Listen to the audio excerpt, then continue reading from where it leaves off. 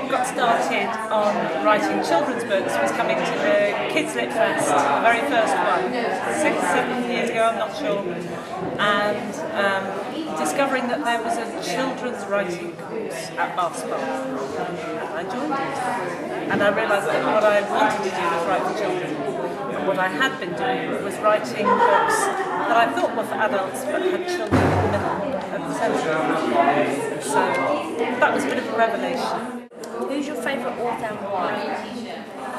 My favourite current author is probably Frank Cottrell Boyce. Although I love Frame, Millions and Cosmic, I didn't necessarily love the books that came afterwards. But I hope something great will come again. I think he's brilliantly funny and warm and full of heart.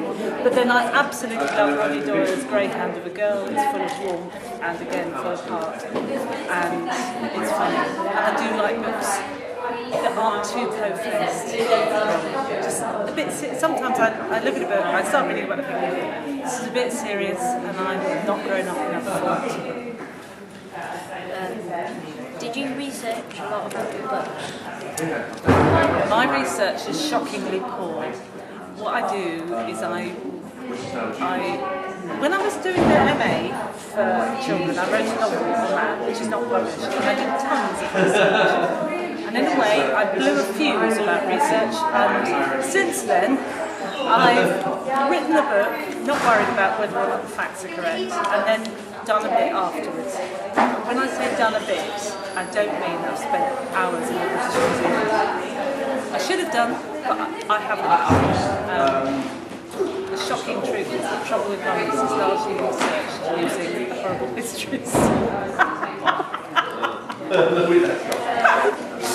That's awful, isn't it? I shouldn't have said that. If you found a box which had everything in the world, what would you have in it? That's so difficult. I should say it has world peace, shouldn't I? What do I think it should have in it? A box which had anything in the world. What would I take out? This is really sad, isn't it? I'd probably take out a magic apple picking machine. Apple picking and sorting machine. I live in an orchard, it drives me nuts. It really does. I'm really glad to get rid of them. Come on then. What was your favourite book when you were a child and why?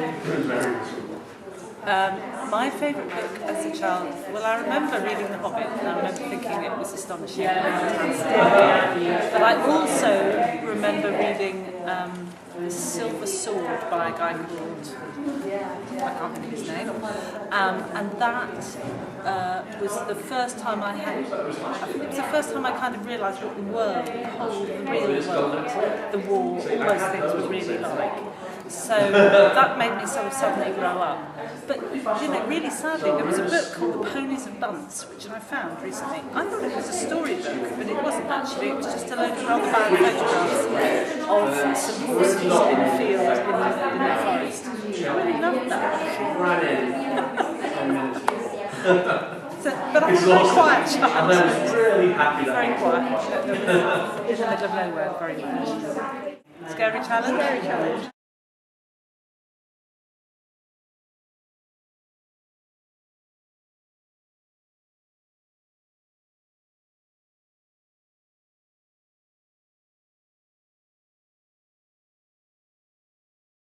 Harold, king of first self-appointed king of England, shortly to go to the Battle of Hastings, and he finds an ancient manuscript which of course says that he is the appointed King of England, and he's going to wave this at King William, who's about to come over from Normandy.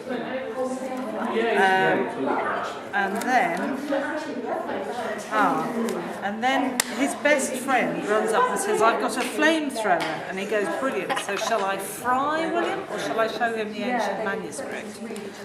Don't know. Am I picking them out in the wrong order? Because these are all the ones from the middle.